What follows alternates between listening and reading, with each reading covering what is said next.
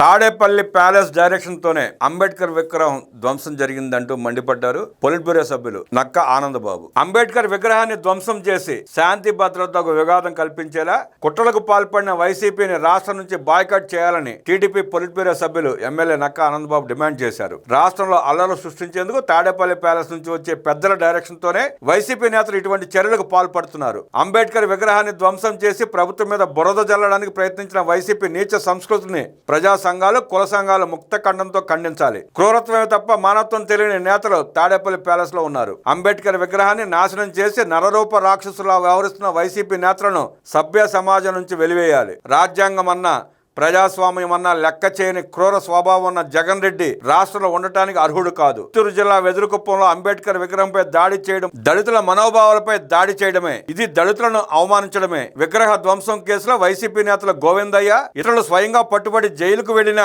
జగన్ రెడ్డి మౌనంగా ఉండటం దేనికి సంకేతం? దళితులంటే జగన్ రెడ్డికి ఎందుకు అంత చిన్న చూపు? విగ్రహాలు పగలగొట్టడం, తగలబెట్టడం, రాష్ట్రంలో అశాంతిని రేకెత్తించేలా కుట్రలు చేయడం వైసీపీ నీచ రాజకీయ పేటెంట్. 5 ఏళ్ల పాలనలో చెప్పుకోవడానికి చేసిన ఒక్క మంచి పని లేదు. ప్రజలు చీకొట్టి తాడేపల్లి ప్యాలెస్ లో కూర్చోబెట్టిన బుద్ధి మారని జగన్ రెడ్డి సమాజంలో అశాంతిని రేకెత్తించేలా కుట్రలు పన్నుతున్నాడు. దళితులంటే జగన్ రెడ్డికి గిట్టదు. సొంత పార్టీలో దళిత ఎమ్మెల్యేలు చెప్పులు లేకుండా జగన్ నివాసంలోకి రావాలి. కరోనా సమయంలో మాస్క్ అడిగిన పాపానికి దళిత డాక్టర్ సుధాకర్ ను హత్య చేశారు. దళితుడైన డ్రైవర్ సుబ్రహ్మణ్యం హత్య చేసి డోర్ డెలివరీ చేశారు. దళితుడైన సింగయ్యపై జగన్ రెడ్డి స్వయంగా కారు ఎక్కించి తొక్కి చంపేశాడు. ఇన్ని కుట్రలు దళితులపై ఎందుకు? ఇంకా ఎంతకాలం దళితుల పేరు చెప్పి కుట్ర రాజకీయాలు చేస్తావు? 5 ఏళ్ల వైసీపీ పాలనలో దళితులు మనశ్శాంతిగా ఒక్కరోజు గడపలేదు. ఏ రోజు ఏ కేసు పెట్టి ఇబ్బందులకు గురి చేస్తారో తెలియక భయపడ్డారు. వైసీపీ హయాంలో 56,000 మంది దళితులపై దాడులు, 192 మందిని హత్య చేశారని స్వయంగా రాజ్యసభలో కేంద్రం వెల్లడించింది. జగన్ రెడ్డి పాలనంతా దళితులపై